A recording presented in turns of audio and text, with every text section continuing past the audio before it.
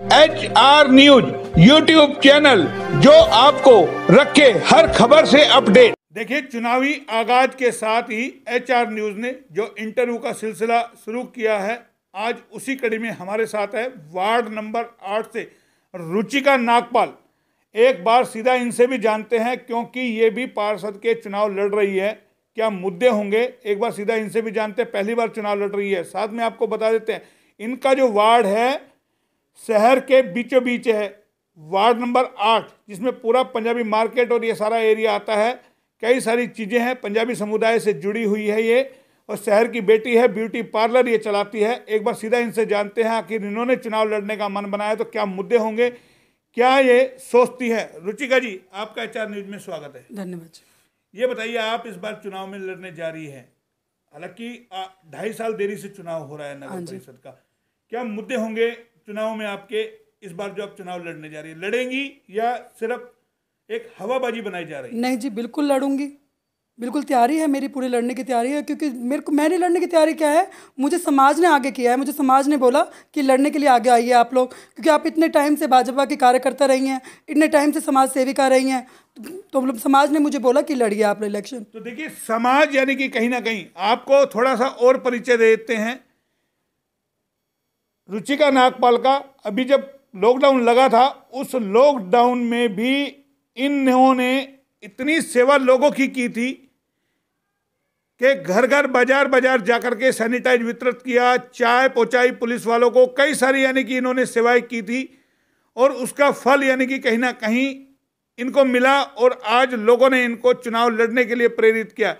अब बात आती है कि अगर पार्टी के सिंबल पे चुनाव लड़े जाएंगे तो, क्योंकि भाजपा से जुड़ी हुई हैं ये, और भाजपा में लगातार एक अच्छी कर्मठ कार्यकर्ता के तौर पर रही हैं, क्या सिंबल के चुनाव पे लड़ेगी? अगर टिकट 1% नहीं मिलती है तो क्या उसके बावजूद भी रणनीति इनकी यही रहेगी?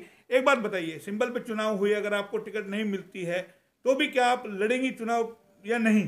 जी, मैं भाजपा की कार्यकर्ता हूँ। अगर हमारे वार्ड से किसी और को टिकट मिलती है तो मैं बिल्कुल नहीं लड़ूंगी, क्योंकि मैं भाजपा के साथ ही लड़ूंगी अगर मैं लड़ी तो। और अगर टिकट नहीं बढ़ती, कहीं नहीं जाती टिकट, फिर मैं ज़रूर लड़ूंगी। अगर मेरे सामने किसी को मिल जाती है तो हम भाजपा के आगे हाथ न मत सकते। आप ये बताइए, मुद्दे क्या होंगे आप जब चुनाव लड़ेंगे? मुद्दे यही हैं, अभी तो मुद्दे मेरे को मोहल्ले से मिलने शुरू भी हो चुके हैं। मैं अब जब जा रही हूँ, कई नालियाँ हैं, कई सीवर हैं, कई लोग हैं, बहुत लोग परेशान हैं, जाते हैं चक्कर काटते, काम नहीं होता। अब वही बात है, हमारे पार्षदों का काम है ये। तो अब मैं किसी की तारीफ और बुराई में नहीं बैठना चाहती, काम करना है मुझे, बस मेरा मेन मकसद है काम करना। मेन मकसद है काम करना। लेकिन सवाल ये उठता है कि जो नगर परिषद में घोटाले हुए, सबकी निगाह उसी पर टिकी हुई है। जैसा हमने आपको पहले भी दिखाया था कि कहीं ना कहीं घोटालों का जिन तमाम लोगों को चेताए हुए है, और सबसे बड़ा मुद्दा इस बार यही है कि जो पिछले दिनों जो नगर परिषद में घोटाले हुए पिछली योजना में, आखिर उन घोटालों का क्या हुआ? क्या उन जांच में कुछ निकल के आया?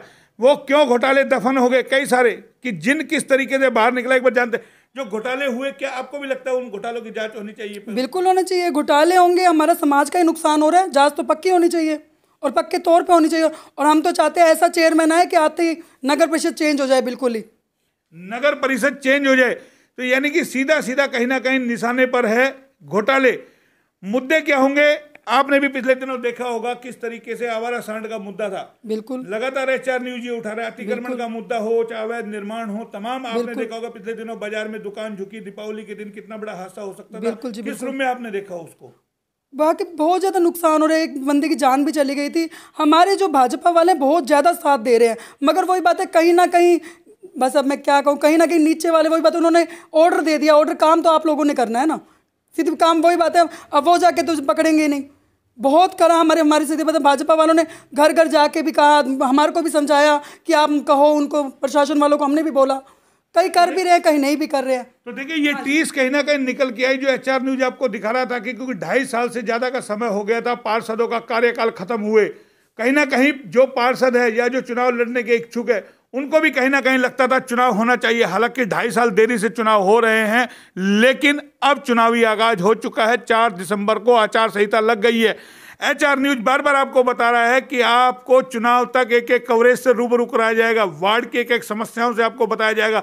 हालांकि हम आपको पहले भी एक एक वार्ड की समस्याओं से अवगत करा रहे थे, किस तरीके से शहर भर में क्या क्या स्थिति है। एचआर न्यूज लगातार आपको दिखाता रहा, अब आपको लगातार चुनावी कवरेज दिखाएगा, एक एक वार्ड की समस्याओं से रूबरू कराएगा।